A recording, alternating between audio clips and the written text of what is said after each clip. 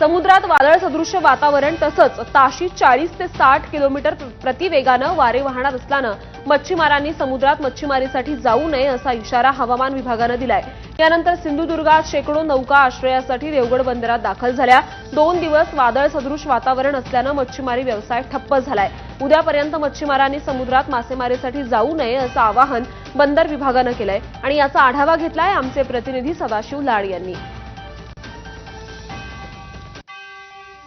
सिंधुदुर्ग जिल्ह्यातील किनारपट्टीवर सध्या समुद्रात उधाणाची परिस्थिती आहे आणि त्यामुळे बंदर विभागाने जिल्ह्यातील सर्वच मच्छीमारांना 1 ऑक्टोबरपर्यंत मासेमारीसाठी समुद्रात जाऊ नये असं आवाहन जे आहे ते केलेलं पाहायला मिळतंय। मी सध्या वेंगुर्ला समुद्रकिनारी आहे आणि या ठिकाणी जर आपण पाहिलं असेल तर समुद्रात उधाणाची स्थिती आहे, समुद्र खवळलेल्या स्थितीत आहेत। त्यामुळे या ठिकाणच्या मच्छीमारांनी आपल्या बोटी ज्या आहेत त्या सुरक्षित ठिकाणी ठेवलेल्या आहेत।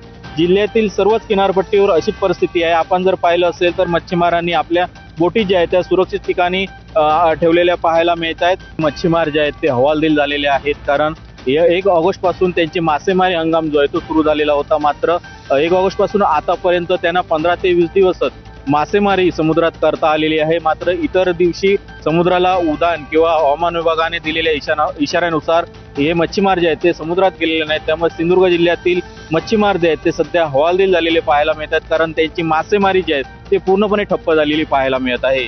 कॅमेरा पर्सन परेश सदाशिव लाड, एबीपी माझा, वेंगुर्ले, सिंधुदुर्ग।